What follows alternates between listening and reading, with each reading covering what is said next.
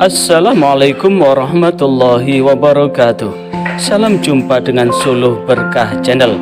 Kali ini kegiatan bimbingan penyuluhan pada kelompok cendekia mahasiswa Unsuri Surabaya dalam mata kuliah Sosiologi Agama dengan capaian mata kuliah Agama sebagai Fenomena Sosial pada kelas reguler S1 Unsuri Surabaya. Bagi Anda yang baru bergabung dengan channel ini, jangan lupa subscribe, like, dan komen untuk keberlanjutan dari tali silaturahmi kita. Selamat menyimak dan menyaksikan. Kita ketemu dalam mata kuliah Sosiologi Agama. Ada yang dibahas, ini adalah capaian pembelajaran mata kuliah yang kedua, yaitu memahami agama sebagai fenomena sosial. Sekali lagi, memahami agama sebagai fenomena sosial. Apa yang dimaksud dengan agama sebagai fenomena sosial? Maka untuk memahami topik ini dipecah menjadi 4 hal. Yang pertama adalah bagaimana konsep agama dalam perspektif sosiologi. Sekali lagi, bagaimana konsep agama dalam perspektif sosiologi. Yang kedua, apa fungsi agama dalam masyarakat? Tentu dalam teori equilibrium, segala sesuatu kalau tidak bersifat fungsional terhadap satu kehidupan atau tatanan kehidupan, maka itu akan ditinggalkan. Tapi fakta sampai sekarang masih banyak orang yang memegang nilai agama, apakah itu Islam, Kristen, Katolik, Hindu, Buddha, Konghucu, bahkan kepercayaan ada yang memegang sampai kehidupannya berakhir.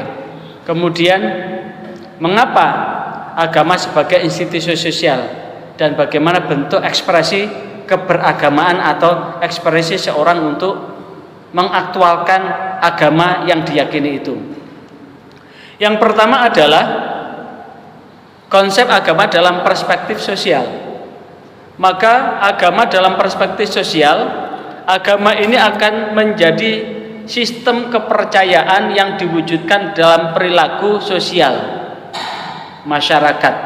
Sekali lagi, dalam perspektif sosiologi, agama ini menjadi sistem kepercayaan yang diwujudkan dalam perilaku sosial masyarakat.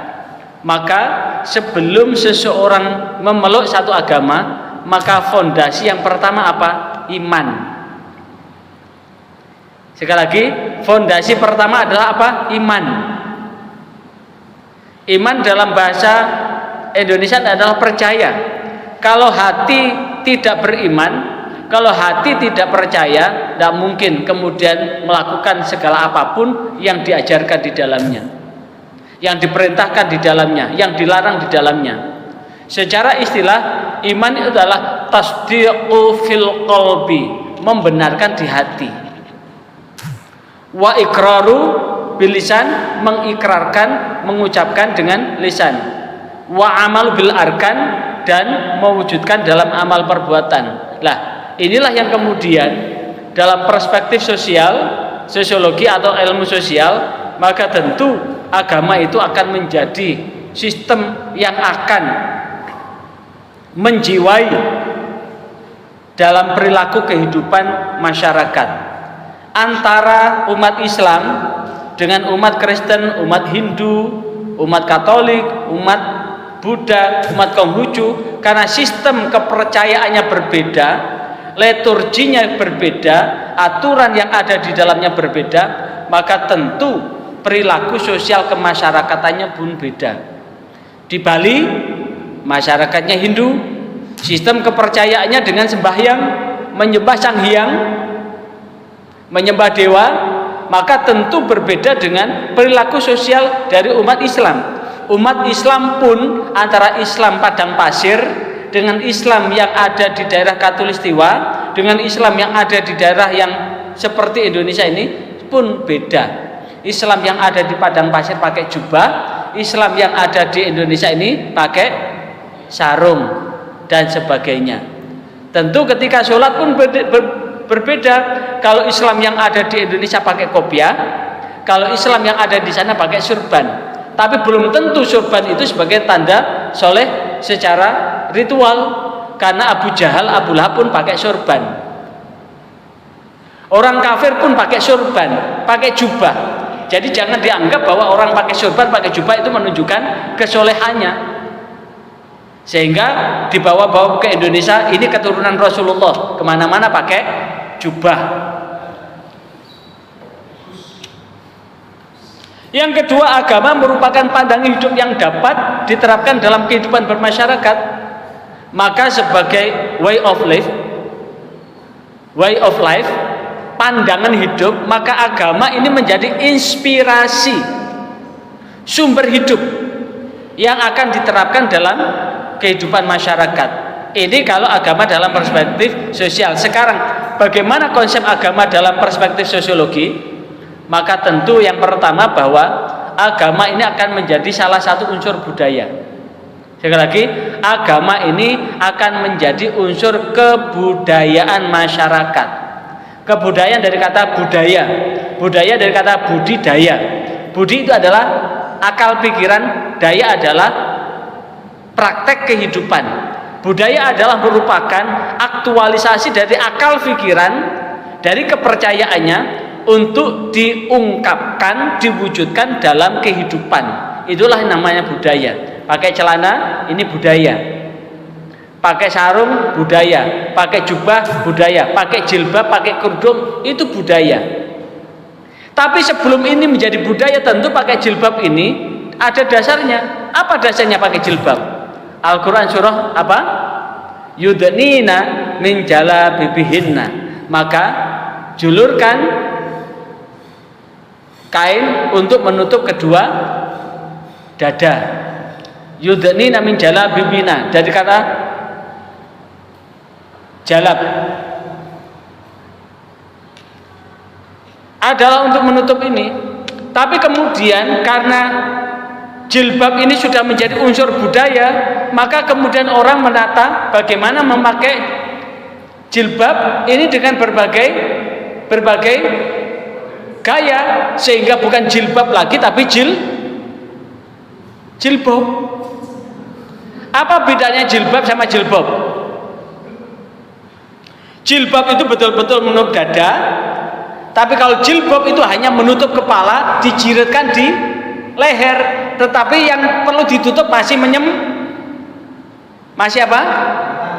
Menyembul ke permukaan. Padahal tujuannya jilbab adalah menutup jembulan-jembulan ini.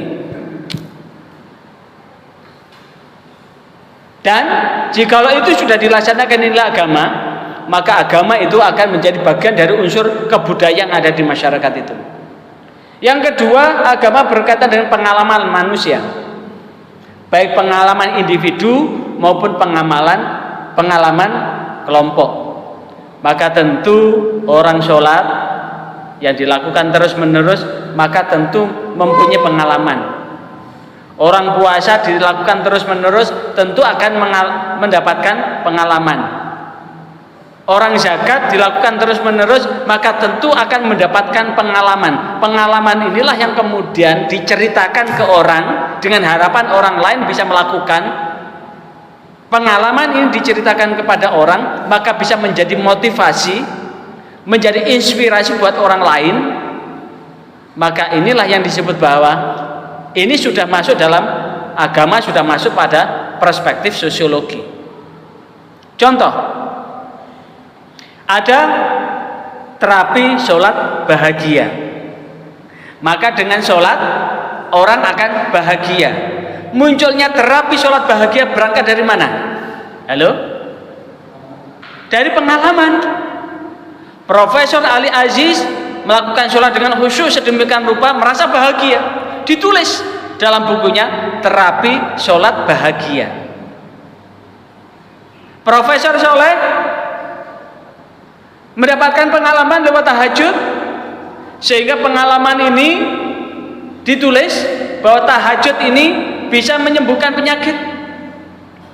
Maka ditulislah teori imuno spiritual religio immuno spiritual religio, dengan mengaktualkan nilai keberagamaan, dengan meningkatkan kualitas, maka akan menambah daya imunitas tubuh. Daya imunitas tubuh inilah yang kemudian digunakan untuk mengobati berbagai macam penyakit. Dari apa? Pengalaman. Ditulis langkahnya. Lah inilah yang kemudian ini menunjukkan agama sudah masuk pada sisi ilmu kemasyarakatan. Yang ketiga, bahwa agama ini berperan sebagai perubahan masyarakat atau social development. Perubahan masyarakat yang memberikan ide dan bentuk nilai yang mempengaruhi tindakan manusia. Ide yang mempengaruhi tindakan manusia. Contoh di Islam itu ada namanya hudud. Hudud jamak dari haddun. Jamak taksirnya adalah hududun. Apa? Hukum pidana. Dari dosa, hukum dari pelaku dosa besar. Maka had ini dilaksanakan di Saudi. Orang mencuri dipotong tangan, orang membunuh dipenggal kepala, hukum mati dipenggal kepala. Dari apa? Dari bentuk nilai-nilai yang diwujudkan dalam tindakan. Atau agama berfungsi sebagai sistem nilai yang memuat norma. Bagaimanapun juga kita sebagai seorang muslim dengan Al-Quran dan hadis sebagai sumber hukum agama, sumber norma, maka tentu Al-Quran dan hadis ini meliputi norma-norma yang mengatur perilaku hidup dan kehidupan kita. Lewat norma yang ada di dalam Al-Quran, norma yang ada di hadis, maka ini akan menjadi sistem nilai. Dan yang kelima, Al-Quran, agama ini akan dapat menebarkan perdamaian dan cinta kasih. Maka tentu kembali pada terminologi agama. Terminologi agama secara bahasa, agama itu adalah dari bahasa Sanskerta yang berasal dari kata a dan gama. A plus gama, a itu tidak, gama tidak kacau. Agama itu adalah satu sistem nilai yang membimbing manusia untuk hidup teratur, hidup yang berkeseimbangan, keseimbangan jasmani rohani, keseimbangan lahir dan batin, keseimbangan antara sebagai makhluk individu dan makhluk pribadi. Sama ya, individu sama pribadi ya. Antara makhluk individu dan makhluk sosial, antara kepentingan umum dan kepentingan pribadi, maka tentu itu diatur lewat aturan agama. Kembali, agama tentu dalam sisi bahasa, agama dari bahasa Sanskerta. Sanskerta adalah bahasa India kuno. Bahasa Sanskerta itu adalah bahasa India kuno, bahasa Weda, bahasa kitab suci Hindu. Dari kata a, tidak, gama kacau, tidak kacau, adalah sistem nilai yang membimbing manusia untuk hidup teratur, membimbing manusia untuk hidup dalam kebaikan. Maka tentu agama dalam bahasa Arab kan ad-din, dalam bahasa Inggris religion, bahasa Latin religio.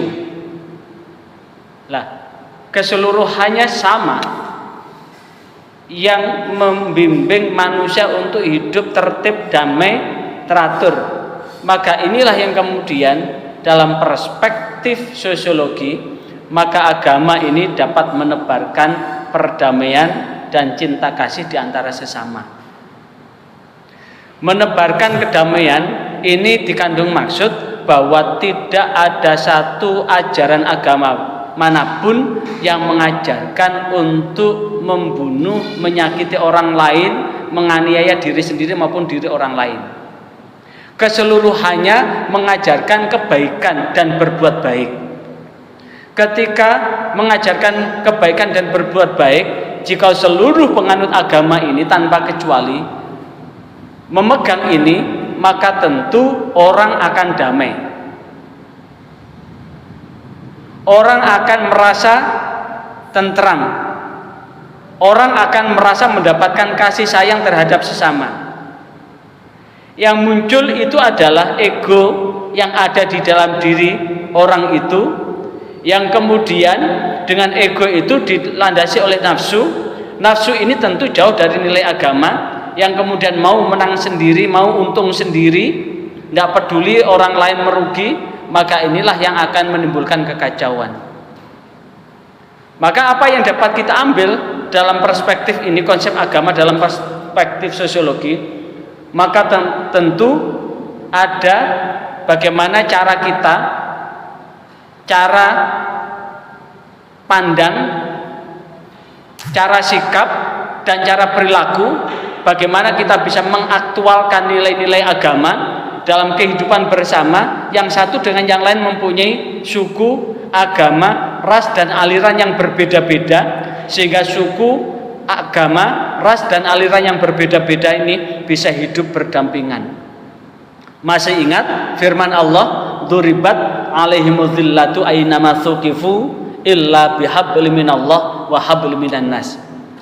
Ditimpakan kehinaan kepada kamu semua dimanapun kalian berada, illa bihablim minallah, kecuali bagi orang yang tetap memegang tali agama Allah, tali perjanjian dengan Allah. Tali perjanjian dengan Allah ini adalah bagaimana kita betul-betul menghargai hidup dan kehidupan yang Allah berikan. Sekali lagi, memegang tali agama Allah itu adalah bagaimana kita menghargai hidup dan kehidupan yang Allah berikan, dan kemudian mempertanggungjawabkan hidup ini kepada Allah. Allah sudah memberikan amanah tubuh ini, bagaimana kita mempergunakan tubuh kita. Allah sudah memberikan akal pikiran untuk menerima dan memfilter mana yang baik dan yang buruk. Allah sudah memberikan hati, sehingga dengan hati itu bagaimana kita ini bisa memiliki hati yang bening, sehingga dengan kejernihan pikiran, kebeningan hati, maka manusia akan bisa menebarkan perdamaian. Dan walaupun berbeda-beda suku, agama, ras, dan aliran, maka tentu kita akan tetap wahablim minan nas, tetap memegang perjanjian terhadap sesama manusia. Manusia itu dalam bahasa Jawanya apa? Bahasa Jawane manusia itu apa? Menungso. Menungso itu tembung dari menus ora rumongso. Itu salah satu sifat negatif pada manusia. Menus itu adalah kenikmatan. Rarumongso, tidak merasa, tidak mensyukuri. Menungso itu salah satu sifat negatifnya, dikasih nikmat kurang nikmat, dikasih enak kurang enak, masih kurang. Kenapa? Nafsu. Makanya Allah memberikan apa? Memberikan sistem sosial, la in syakartum, memberikan sistem nilai, la in syakartum la azidannakum wa la in kafartum inna azabi lasyadid. La in syakartum, jikalau kamu termasuk orang yang bersyukur, la azidannakum, akan aku tambah nikmatku kepadamu, wala in kafartum, jikalau kamu mengkufurinya, inna azabi lasyadid, sesungguhnya siksaku akan lebih pedih. Menungso itu juga dari kata manusia. Apa manusia? Man mahalul khata' wan nisyan, bahwa manusia itu adalah tempat salah dan lupa. Khata' wan nisyan, lupa. Tapi manusia tetap dijadikan laqad khalaqnal insana fi ahsani taqwim, sungguh aku ciptakan manusia dalam sesempurnanya ciptaan.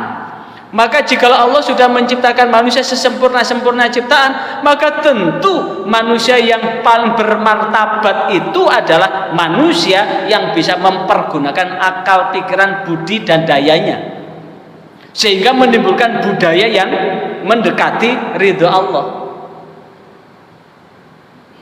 Memang betul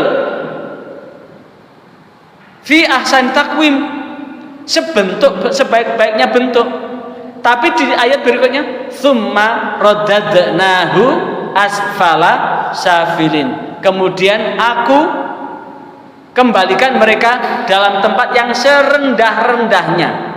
Berarti jikalau manusia mempergunakan akal pikirannya, akalnya secara jernih, pikirannya, hatinya secara bening, maka tentu manusia akan tetap bisa menjemput hidayah Allah, sehingga manusia akan lebih mulia dibandingkan malaikat.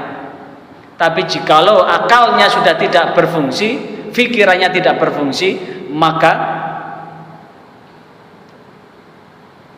walaqad dzara'na li jahannama katsiran minal jin, sungguh aku sediakan calon penghuni neraka jahanam bagi golongan jin dan manusia yang bagaimana?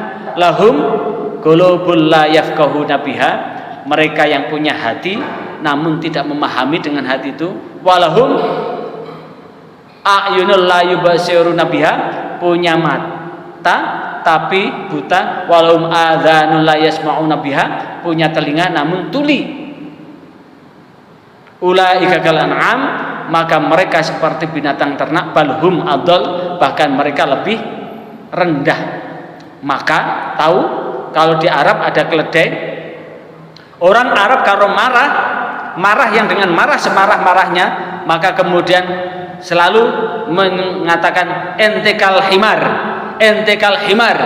engkau seperti keledai. Kalau sudah dikatakan entekal himar, maka dia akan marah betul, karena keledai itu dianggap binatang yang hina, binatang yang bodoh. Tapi ingat, keledai itu kalau dia jalan di jalan raya begitu, kemudian ada lubang di jalan itu, dia terperosok di lubang itu, maka dia tahu besoknya bahwa di situ ada lubang, maka tentu dia bisa menghindari lubang itu, sehingga dia tidak akan terperosok untuk yang kedua kalinya. Itu keledai yang paling bodoh pun tahu bahwa dia bisa memperbaiki kesalahannya. Lantas bagaimana manusia yang salah sehingga menjadi residivis, yang morfinis, yang narkoba, tertangkap, masuk penjara, ketangkap lagi dengan alasan yang sama, yang mencuri ketangkap lagi dengan alasan yang sama, yang merampok ketangkap lagi dengan alasan yang sama, sehingga itu disebut dengan residivis. Maka tentu kalau keledai aja yang bodoh aja tidak akan terperosok dalam lubang yang sama, lantas bagaimana dengan manusia yang mengulang-ulang kesalahannya? Maka tentu ini akan menjadi manusia yang paling hina dibandingkan dengan binatang atau makhluk lain yang terhina sekalipun. Maka inilah yang menjadi bukti contoh bahwa agama ini akan senantiasa menebarkan perdamaian dan cinta kasih manakala agama itu betul-betul dipahami dan dihayati serta diamalkan dengan sebenar-benarnya. Kemudian yang kedua, bagaimana fungsi agama? Sekali lagi, bagaimana fungsi agama dalam masyarakat? Apa fungsi agama dalam masyarakat? Maka tentu setelah kita memahami seperti tadi, maka tentu agama ini akan menjadi apa? Instrumen penting dalam menjaga kestabilan. Akan menjadi instrumen penting dalam menjaga moral. Akan menjadi instrumen penting dalam menjaga perdamaian. Akan menjadi instrumen penting dalam membangun masyarakat adil dan sejahtera. Kalau orang sudah melaksanakan ajaran agama dengan benar, yang kemudian dia menebarkan perdamaian serta cinta kasih kepada siapapun, maka satu dengan orang lain itu kan akan terjaga kan? Makanya bahasa Jawanya manusia itu wong. Wong lek nguwongke wong mongko wong iku bakal nguwongke wong iku.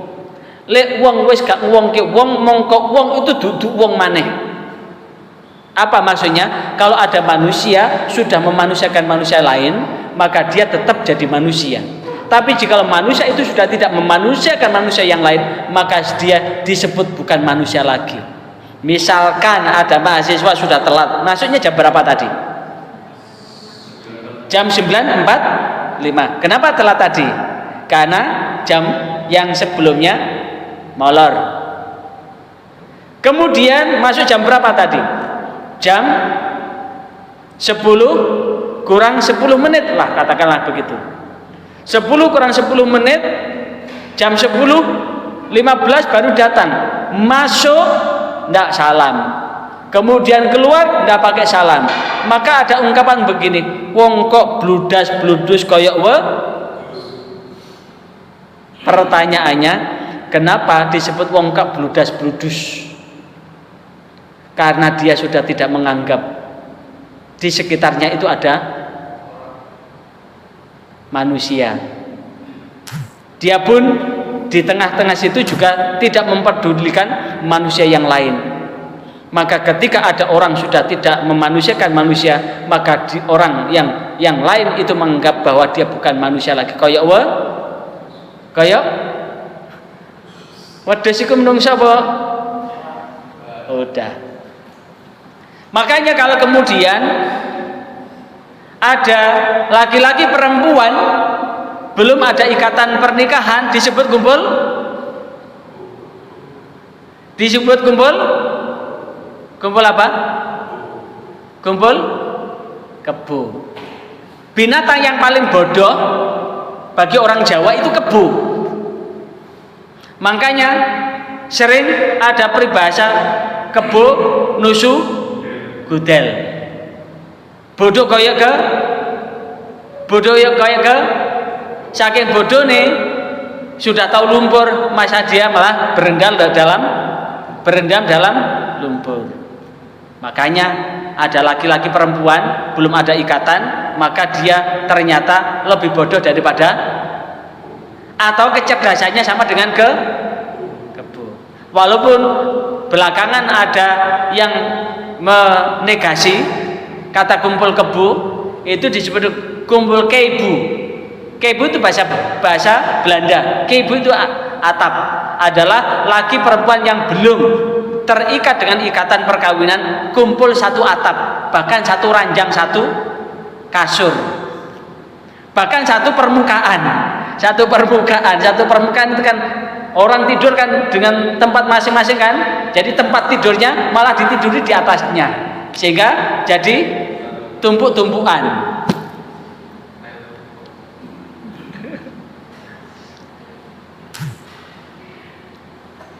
Kalau kemudian secara sosial ini sudah dijaga, maka tentu ya, tunggu dulu Mas Rizal, tunggu, silakan ke E13, tanya ruang E13 itu mana. Kalau stabil sudah terjaga, maka moralitas akan terjaga dengan nilai agama. Maka kenapa?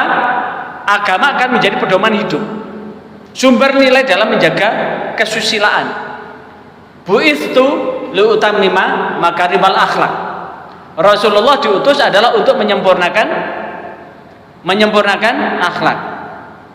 Kalau sudah menjaga moral, maka akan terjadi perdamaian. Berarti agama ini dapat menebarkan perdamaian dan cinta kasih di antara manusia satu dengan yang lain tanpa membedakan suku, agama, ras, dan alirannya. Tetap menganggap manusia itu butuh pengakuan. Makanya ada orang bekerja keras kepengen punya ini, itu kan hanya butuh pengakuan aja. Terutama kaum perempuan itu kalau pakai baju itu selalu dicocok-cocokkan. Selaras enggak? Misalkan ini, yang ini celananya coklat, bajunya coklat, jilbabnya juga coklat, bibirnya juga coklat. Tidak mungkin kemudian celananya hijau, bajunya biru. Kemudian hijau biru, jilbabnya merah. Kemudian bibirnya ungu atau pink begitu. Akhirnya orang akan jadi heran. Kayak di sebelahnya itu, celananya hitam, atasnya merah, seleret-seleret, jilbabnya menyesuaikan. Apa artinya? Bahwa manusia itu butuh keseimbangan. Sama dengan pakai anting. Kalau sini anting, sini juga anting. Tidak mungkin sini anting, sini giwang, kecuali laki-laki yang bencong, giwangan, hanya sebelah tok.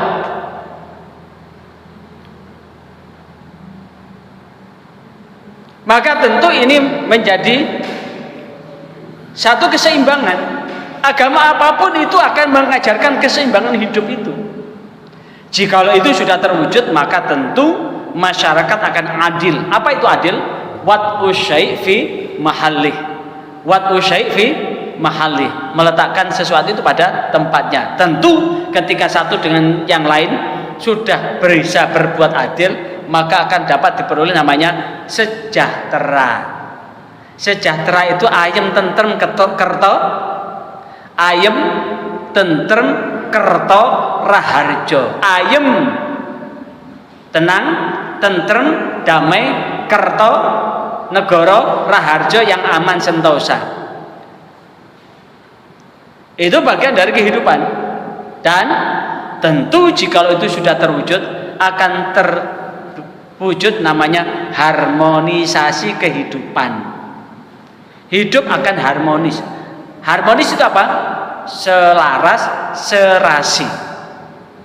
Keselarasan dan keserasian, ya. Keselarasan dan keserasian,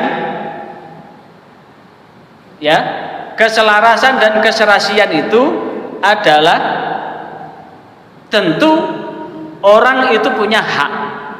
Bentar. Setiap orang hidup itu punya hak. Hak dasar disebut dengan hak. Hak dasar disebut dengan hak asasi. Hak dasar disebut dengan hak asasi. Tapi boleh seseorang punya hak asasi, orang lain juga punya hak asasi. Apa hak asasi kita? Memeluk agama, hidup yang lebih layak, hidup yang lebih enak. Masing-masing tentu punya hak asasi. Karena hak asasi dengan hak asasi yang lain itu dibatasi dengan hak asasi orang lain, maka timbul namanya menghormati hak orang lain. Menghormati hak orang lain itu namanya kewajiban. Kewajiban. Maka tentu dalam konteks kata hak dan kewajiban, dalam ungkapan melaksanakan hak dan kewajiban, yang dibaca terlebih dahulu adalah hak, baru kewajiban. Tapi dalam prakteknya dahulukan kewajiban, maka hak akan terperoleh. Kalau orang ingin hidup lebih damai, maka buatlah orang lain damai. Sehingga dalam materi ilmu kepribadian, teman 1000 itu kurang, teman 1000 itu kurang, musuh 1 itu kebanyakan. Sekali lagi, teman 1000 kurang, 1 musuh kebanyakan. Berarti kalau kepengen hidup damai, jangan mencari-cari musuh. Kalaupun tuh ada orang memusuhi, anggap dia adalah teman. Kalau dia kemudian menyakiti kita, anggap saja itu takdir Allah melalui tangan dirinya. Tentu siapa yang menabur, dia akan memetik dari apa yang ditabur. Dan untuk memahami itu lewat apa? Keyakinan agama. Yakin bahwa takdir itu tetap dari Allah. Dari Allah. Tapi takdir Allah itu tidak dinampakkan. Takdir Allah itu tidak dinampakkan, hanya bisa dirasakan ketika takdir itu sudah kejadian pada diri kita. Karena takdir itu tidak dinampakkan, maka ada namanya ikhtiar usaha. Dan jikalau sudah demikian, masalah sesulit apapun akan mudah teratasi karena ada satu keyakinan akan takdir Allah. Jikalau segala sesuatu kebaikan, jikalau Allah tidak mencatat, maka tidak akan terjadi. Begitu pula jikalau seluruh manusia bersekutu untuk mencelakakan kita, namun jikalau Allah tidak mencatatnya, juga tidak akan terjadi. Sehingga dengan demikian, maka ini yang merupakan bagian penting dalam nilai agama. Dan yang ketujuh adalah menguatkan iman. Kalau iman sudah kuat, maka hidup ini akan lebih terarah dan perilaku buruk bisa terhindarkan, serta kita bisa menambahkan ilmu dan memahamkan orang lain dengan nilai itu. Yang ketiga, agama sebagai institusi sosial. Maka tentu agama sebagai institusi sosial, maka ini dapat dipahami bahwa agama ini adalah merupakan sistem kepercayaan dan praktek yang melayani kebutuhan masyarakat. Betapa tidak, Rasulullah itu sudah mempraktekkan nilai agama dari bangun tidur sampai berangkat tidur lagi. Praktek yang dipraktekkan oleh Rasulullah ketika bangun tidur, apa yang kita baca? Alhamdulillahilladzi ahyana ba'da amatana. Segala puji bagi Allah yang telah menghidupkan kami sesudah Allah mematikan. Ke kamar mandi, Allahumma inni a'udzubika minal khubuthi wal khoba'is. Keluar dari kamar mandi, Alhamdulillahilladzi adhaba anil adza wa afani. Pakai baju ada doanya, mau makan jangan lupa baca Bismillahirrahmanirrahim. Keluar rumah, Bismillah tawakkaltu 'ala Allah la haula wala quwata illa billah. Ketemu orang, Assalamualaikum warahmatullahi wabarakatuh. Atau yang beda keyakinan, selamat pagi, selamat siang, selamat sore, atau salam sejahtera buat kita semua. Senyum, karena senyum itu bagian dari ibadah. Senyum bagian daripada sedekah. Kemana senyum? Dengan satu catatan, ada yang diajak senyum.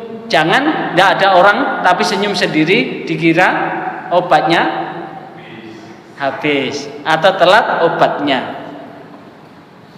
Maka inilah yang kemudian menunjukkan bahwa sampai pulang ke rumah, mau berangkat tidur juga berdoa Bismillah Bismikallahumma ahya wa bismika amut, dengan menyebut nama Allah yang telah menghidupkan dan mematikan. Berarti kita tidur ini sama dengan berangkat mati.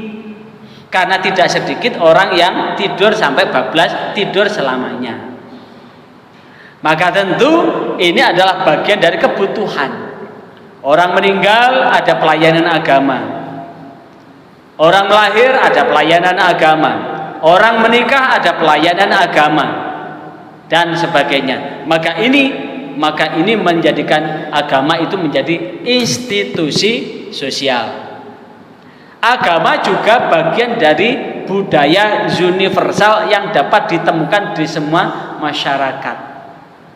Semua masyarakat ada cermin dari nilai-nilai budaya yang merupakan akulturasi dan kristalisasi dari nilai-nilai agama yang diyakini. Contoh, di dalam Al-Quran surah Al-Ahzab, innallaha wa malaikatahu yusalluna 'alan nabi ya ayyuhalladzina amanu shallu 'alaihi wa sallimu taslima. Innallaha, sesungguhnya Allah, wa malaikatahu, dan malaikatnya Allah, yusalluna, mereka semua bersolawat, 'ala nabi, kepada nabi. Ya ayyuhalladzina amanu, hai orang-orang beriman, shallu, sholawatlah kalian, alaihi, kepada nabi itu. Wasallimu, dan bersalamnya kalian pada nabi itu, tasliman, dengan salam yang sesungguh-sungguhnya. Berarti kalau Allah sholawat kepada Nabi, Allah mencurahkan rahmatnya. Kalau malaikat sholawat kepada Nabi, berarti malaikat mendoakan mudah-mudahan Allah senantiasa mencurahkan rahmatnya kepada Nabi. Kalau orang beriman bersolat kepada Nabi, berarti berdoa kepada Allah untuk Nabi dengan harapan untuk mendapatkan rahmat ridha Allah melalui keluhuran dari baginda Nabi Muhammad SAW.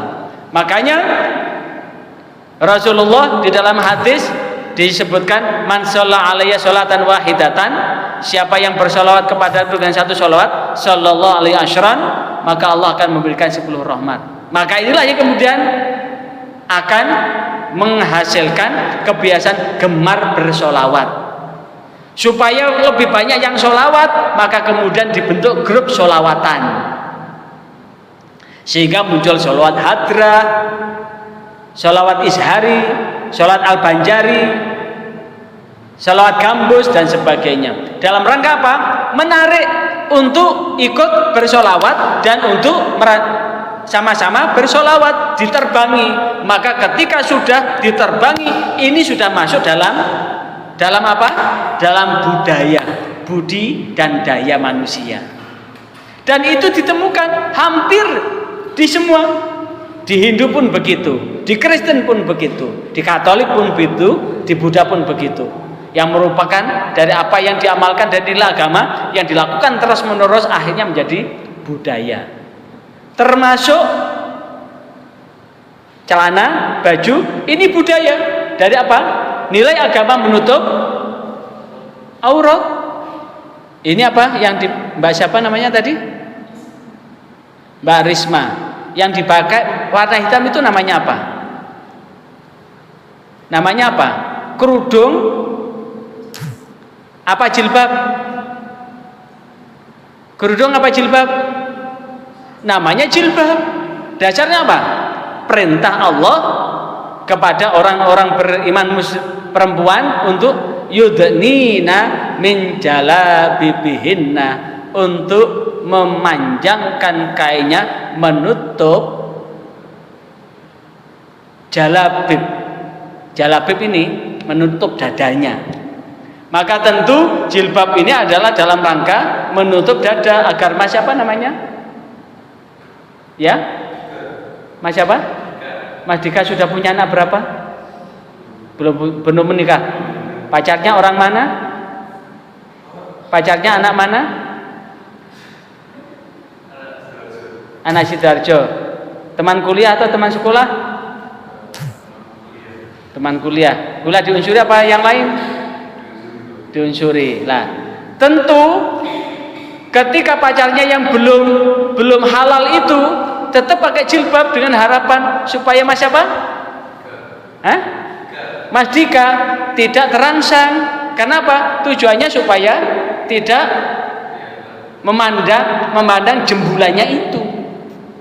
Lah, kemudian dilakukan terus menerus. Sekarang orang kalau tidak berjilbab kan enggak trendy sekarang.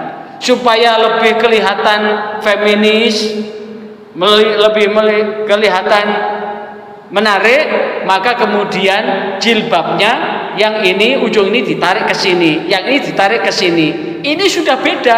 Ini sudah namanya fashion. Sudah namanya fashion, bukan ke syariah lagi. Apalagi dijiritkan ke leher, itu juga namanya bukan jilbab lagi, namanya itu sudah jilbab. Namanya sudah jilbab. Dari apa? Dari akulturasi apa yang ada sehingga ada namanya kreasi dari manusia.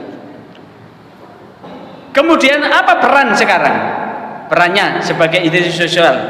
Maka tentu agama ini akan membimbing manusia, membimbing umat untuk urusan spiritual. Satu dengan yang lain akan terjaga kerukunannya. Konflik, rata-rata konflik di Poso, konflik di Ambon antara Kristen dengan Islam, Poso, kemudian itu sebetulnya bukan berangkat dari konflik agama, bukan. Tapi konflik sosial, kecemburuan sosial, konflik ekonomi. merambat kasus sampit antara Dayak dan Madura, itu bukan agama sebetulnya. Wong itu berangkat dari panggung dangdut, akhirnya ditarik-tarik. Maka konflik-konflik yang berbingkai agama itu bukan dari agama. Termasuk Israel nyerang ke Palestina, itu bukan agama, itu politik itu. Makanya kalau ada orang Indonesia kemudian mau berjihad ke sana, itu bukan konflik agama, bukan. Wong di Israel yang Islam juga banyak kok. Itu konflik politik. Yang jadi korban bukan hanya orang Islam aja, tapi penduduk yang ada di sana dengan agama yang bermacam-macam. Maka tentu dengan agama yang dijalankan dengan sebenar-benarnya, maka agama ini akan menjadi sumber inspirasi untuk menyelesaikan berbagai macam konflik. Kalau sudah demikian, maka agama akan mampu memberikan kontribusi positif, serta akan terkuatkan solidaritas dalam masyarakat dan akan terkembangkan sikap saling membantu dalam susah maupun senang. Dan tentu agama itu punya aturan, nilai, akan mencegah perilaku amoral. Dan dalam hal ini kebutuhan religiusitas, kemudian penghayatan kepada ketuhanan akan terpenuhi dan akan membantu menjelaskan lingkungan terutama ini. Jikalau seluruh penduduk bumi ini betul-betul melaksanakan nilai agama, petaka itu tidak seperti ini.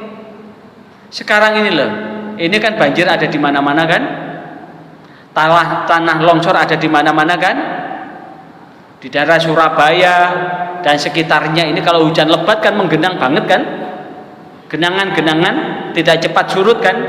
Pertanyaannya kenapa? Karena air itu tidak mengalir secara cepat sampai ke laut. Kenapa?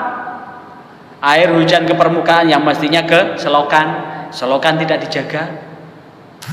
Dari selokan ke sungai tidak dijaga, buang sampah sembarangan ke sungai. Akhirnya ada mestinya mengalir ke laut tapi tersumbat, akhirnya meluap ke perkampungan.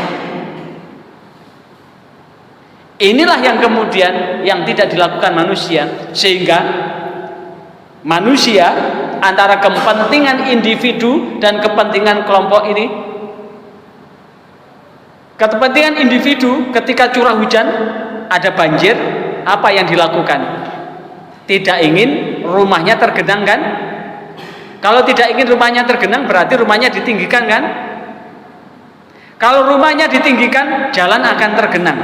Sehingga ketika turun hujan, jalan ini berubah jadi sungai, sehingga orang tidak bisa bergerak kemana-mana. Bersama-sama gotong royong, baik anggaran swadaya maupun anggaran pemerintah meninggikan jalan.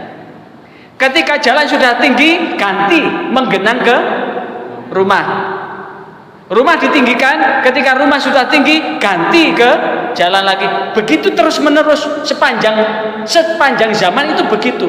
Tapi tidak pernah diperhatikan tentang nilai kehidupan yang sesungguhnya dari filosofi air. Air itu sebetulnya, air yang ada di muka bumi ini volumenya sama, tidak berubah. Volume air, debit air yang ada di bumi ini sama. Karena apa? Kalaupun toh air itu menguap, itu hanya sampai batasan atmosfer saja. Atmosfer lapisan bawah, tidak sampai ke stratosfer, tidak sampai keluar dari permukaan bumi. Jadi uap ini hanya sampai lapisan atmosfer pertama aja. Setelah itu mengalami kondensasi, mengembun, akhirnya apa? Turun lagi ke bumi. Dan ketika uap itu naik ke atas, maka sifat udara itu akan bergerak dari tempat yang lebih dingin ke tempat yang lebih panas.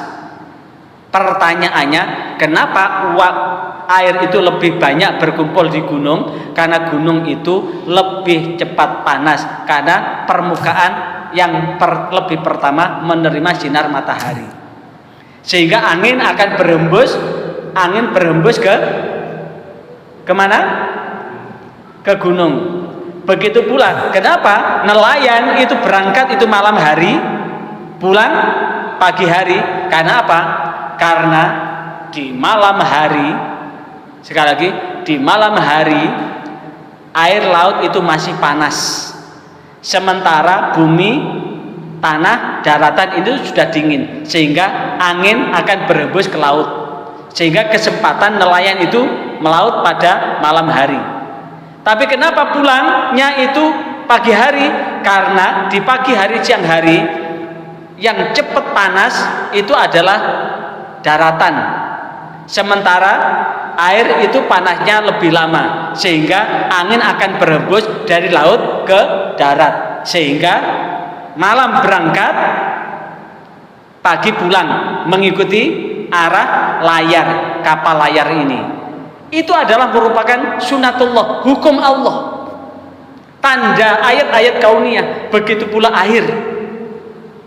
Bila curah hujan itu di gunung, tumbuh-tumbuhan yang ada di gunung itu dijaga, dilestarikan. Yang hutan lindung tetap berfungsi sebagai hutan lindung, yang hutan hujan tetap berfungsi sebagai hutan hujan, tidak dialihkan dengan menjadi hutan produksi, hutan industri, maka tentu air yang ada di gunung akan tersimpan. Karena apa? Air akan turun dari daun-daun pohon itu, kemudian merambat ke batang pohon, dari batang pohon meresap ke akar, di akar disimpan di permukaan gunung, sehingga akan menjadi mata air. Maka mata airnya akan keluar sedikit demi sedikit. Makanya kalau ambil air itu, kenapa di gunung itu melimpah ruah air? Karena air hujan, curah hujan lebih banyak. Tapi ternyata gunung sudah digunduli.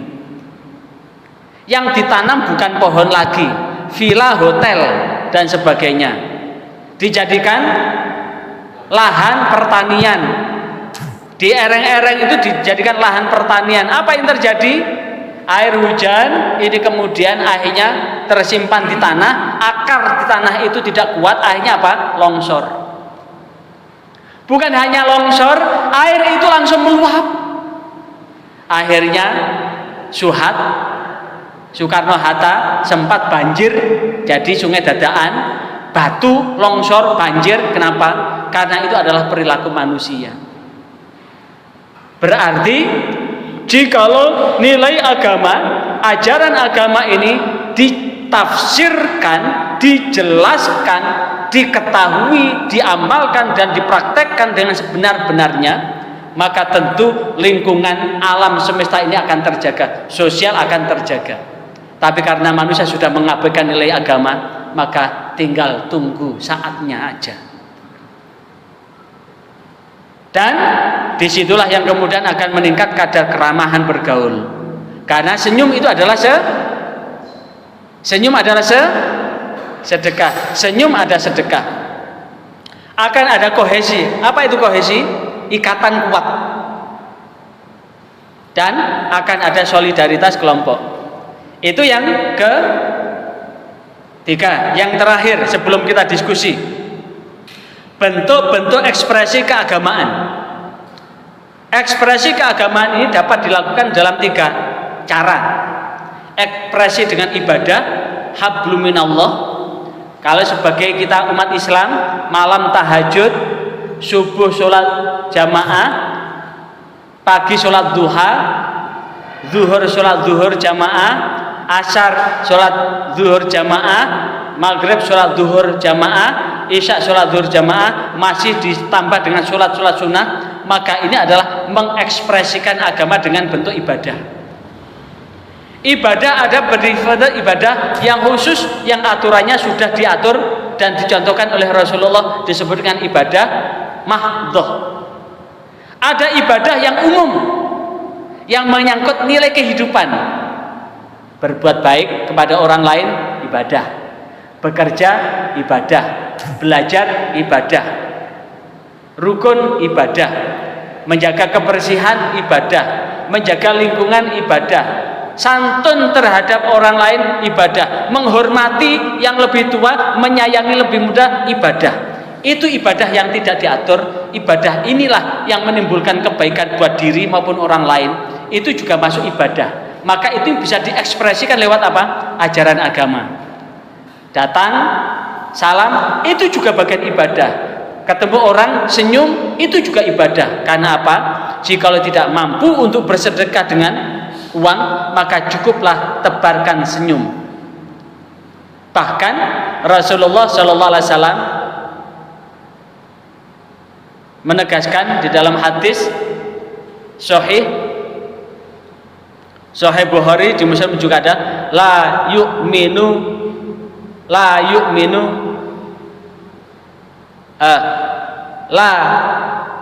yadkhulunal jannata, engkau tidak akan masuk surga illa tu'minu, kecuali engkau beriman, wala tu'minu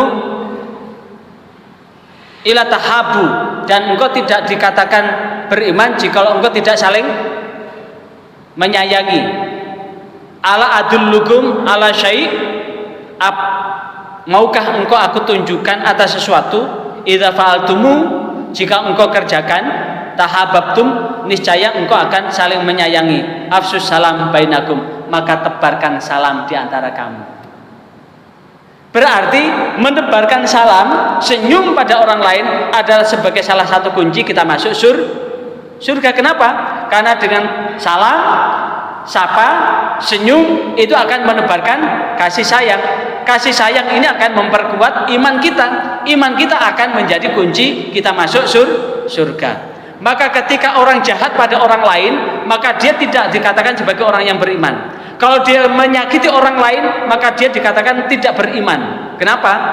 Kalau orang beriman, maka tidak akan mendolimi orang lain. Tapi jika dia masih mendolimi orang lain, berarti dia dikatakan tidak termasuk orang yang beriman. Ekspresi yang kedua bisa seni. Sholawat dengan apa tadi? Diiringi dengan apa tadi? Dengan hadrah tadi. Bisa dengan sosialisasi. Nah, kalau kita jelaskan bagaimana ungkapannya, ini ungkapan ibadah, berkorban dan sebagainya, ini bagian dari ibadah. Ungkapan seni bisa musik, sastra, visual, gambar, objek, melukis dan sebagainya. Bisa dengan sosialisasi, yasinan, tahlilan. Ini dalam rangka sosialisasi apa? Saling mendoakan sesama muslim, saling menolong. Ada orang punya hajat, membantu menolong tanpa pamrih.